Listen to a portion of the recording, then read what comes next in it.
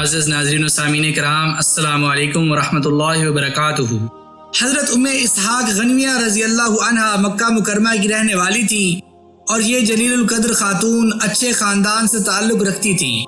علامہ ابن عبد البر نے اپنی مشہور کتاب الاستیاب فی معرفت الاصحاب میں اور دیگر مورخین نے اپنی تصنیفات میں ان کے حالات بیان کیے ہیں۔ رسول اللہ صلی اللہ علیہ وآلہ وسلم کا ہجرت کرنے کے بعد مسلمان ہوئی اور اس کے نتیجے میں انہیں بہت سی تکلیفیں پہنچائی گئیں۔ ابتدا میں ان کے قبول اسلام کا کسی کو پتہ نہیں چلا۔ ایک روز اپنے کمرے میں لیٹی ہوئی تھیں اور آہستہ آہستہ کچھ پڑھ رہی تھیں۔ ان کے پڑھنے کی آواز والد کے کانوں سے ٹکرائی۔ وہ بیدار ہوا اور کان ان کی طرف لگا دیے۔ کچھ دیر تو وہ چپ چاپ سنتا رہا، لیکن تھوڑی دیر کے بعد اٹھ کر بیٹھ گیا اور بیٹی کو آواز دی، مگر کوئی جواب نہ آیا۔ اب باپ غصے سے بے تاب ہو گیا اور غصے بھری آواز میں بیٹی سے کہا، اسحاق، ابھی تم یہ کیا پڑھ رہی تھی؟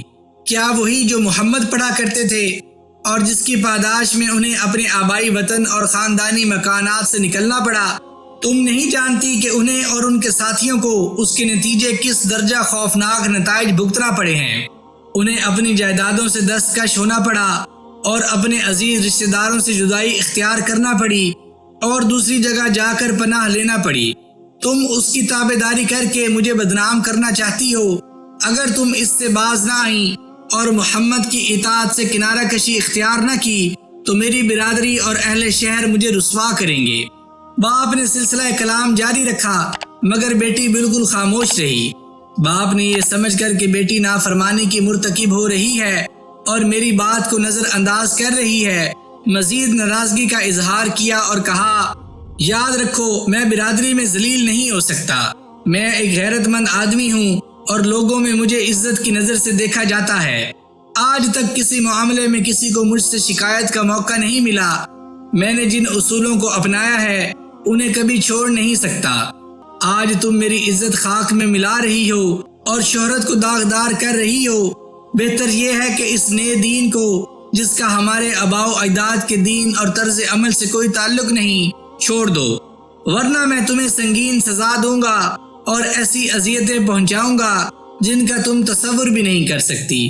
میں جس چیز کو صحیح سمجھتا ہوں اس پر عمل کرنے کے بارے میں نہایت سخت ہوں اور جسے اپنے نقطہ نگاہ سے غلط سمجھتا ہوں اسے حقارت سے ٹھکرا دیتا ہوں۔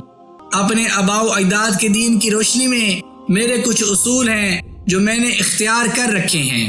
اگر اس راہ میں کوئی رکاوٹ حائل ہوگی تو میں اسے دور ہٹا دوں گا۔ باپ کے ان آخری فکروں نے بیٹی کو چونکا دیا اور وہ باپ کی تقریر کا جواب دینے پر مجبور ہو گئی۔ اسلام کی دولت سے بہرور بیٹی نے عزت و احترام سے اپنے باپ سے کہا، آپ میرے لیے واجب التکریم شخصیت ہیں اور آپ کا احترام میرے لیے دو وجوہات کی وجہ سے ضروری ہے۔ اول اس لیے کہ آپ میرے والد ہیں اور مجھے آپ کی عزت کرنی چاہیے۔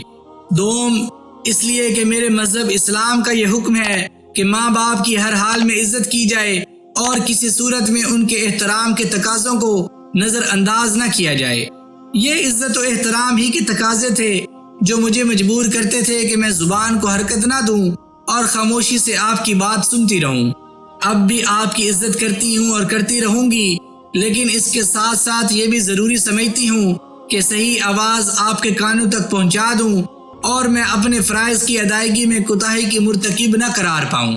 اے میرے قابل احترام والد، بات یہ ہے کہ میں اسلام قبول کر چکی ہوں اور میں نے دین محمد صلی اللہ علیہ وآلہ وسلم کی سچائی کا اقرار کر لیا ہے۔ میں اس نتیجے پر پہنچی ہوں کہ آباء و اجداد کا دین اور ان کو رسم و رواج کوئی حیثیت نہیں رکھتے۔ اصل شے صداقت ہے۔ اگر صداقت ہمارے بڑوں کے مذہب میں نہیں پائی جاتی تو اسے ایک لمحے کے لیے بھی قبول نہیں کرنا چاہیے۔ یہ بات اپنا وزن کھو بیٹھی ہے کہ جو کچھ بڑے کرتے رہے ہیں وہی صداقت اور اسی کو اپنانا چاہیے۔ عین ممکن ہے ہمارے بڑے غلط راہوں پر چلتے رہے ہوں، ہمیں ان کی اتباع کر کے اپنے آپ کو غلط راہوں پر نہیں ڈالے رکھنا چاہیے۔ حق کی تلاش اصل مسئلہ ہے۔ اگر آج ہم حق کی تلاش میں کامیاب ہو جاتے ہیں اور کسی شخص کی باتیں ہمارے ضمیر اور دل کو مطمئن کرتی ہیں تو انہیں قبول کرنے میں دیر نہیں کرنی چاہیے۔ شروع میں سچی بات کے اعلان میں واقعی کچھ اجنبیت سی محسوس ہوتی ہے، مگر غور سے دیکھا جائے اور آباء و اجداد کے تصورات سے بالا ہو کر اصل معاملے کی تہہ تک پہنچنے کی کوشش کی جائے تو تمام چیزیں کھل کر واضح ہو جائیں گی اور راستے کی رکاوٹیں دور ہو جائیں گی۔ اے میرے معزز باپ، میں نے جو دین قبول کیا اور اپنے لیے منتخب کیا ہے، اس کی تعلیمات براہ راست دل کے دروازوں پر دستک دیتی ہیں۔ اس کا حکم ہے کہ چوری نہ کرو، کسی کو تنگ نہ کرو، دنیا میں خون ریزی نہ کرو، اس عالم آب و گل میں فساد نہ پھیلاؤ، لوٹ کھسوٹ کا بازار گرم نہ کرو، ہمسایہ کے حقوق پورے کرو، انہیں تکلیف نہ پہنچاؤ، بڑوں کی عزت کرو، چھوٹوں پر رحم کھاؤ اور ان کے ساتھ شفقت و مہربانی کا برتاؤ روا رکھو، ظلم و ستم سے باز آ جاؤ، حلال و حرام کے درمیان امتیاز کرو، عزیزوں اور رشتہ داروں کے ساتھ صلہ رحمی کرو، سچ بولو اور جھوٹ کو ترک کر دو۔ باپ جو چند لمحے بیشتر غضبناک تھا اور بیٹی کو محض اسلام قبول کرنے کی وجہ سے ڈانٹ رہا تھا، اب حیرانی اور تعجب کے عالم میں بیٹھا بیٹی کی باتیں سن رہا ہے اور اس کی کسی بات کو جھٹلانے کی جرت نہیں کرتا۔ جب بیٹی بات ختم کر چکی تو باپ نے حیرت سے پوچھا، اسلام کے بارے میں جو تم کہہ رہی ہو کیا وہ سچ ہے؟ بیٹی نے مسرت آمیز لہجے میں جواب دیا، کیوں نہیں، اسلام کی یہی تعلیم ہے اور وہ اپنے ماننے والوں کو یہی سکھاتا ہے۔ باپ اسی وقت ایمان لے آیا۔ حضرت ام اسحاق غنویہ رضی اللہ عنہا نے مدینہ منورہ کی ہجرت کا شرف بھی حاصل کیا اور حضرت صلی اللہ علیہ وآلہ وسلم کے وصال کے خاصا عرصہ بعد تک زندہ رہیں۔ انہوں نے خلفائے راشدین کا زمانہ دیکھا اور کئی جنگوں میں شرکت کا شرف حاصل کیا۔ اب حضرت ام اسحاق کی ہجرت کا واقعہ سنیے۔ وہ اپنے بھائی کے ساتھ مکہ سے مدینہ کو روانہ ہوئی۔ ایک جگہ پہنچے تو بھائی نے کہا، تم یہاں ٹھہرو، میں اپنا نفقہ مکہ میں بھول آیا ہوں، اسے لے آؤں۔ انہوں نے کہا، مجھے اپنے مشرک شوہر سے خطرہ ہے، وہ تمہیں کہیں تکلیف نہ پہنچائے۔ بھائی نے جواب دیا، اللہ نے چاہا تو میں اس کے شر سے محفوظ رہوں گا۔ کئی دن وہ راستے میں رکی رہیں لیکن بھائی واپس نہ آیا۔ ایک دن وہاں سے ایک شخص گزرا جسے انہوں نے پہچان لیا۔ اس نے پوچھا، ام اسحاق تم یہاں کیوں بیٹھی ہو؟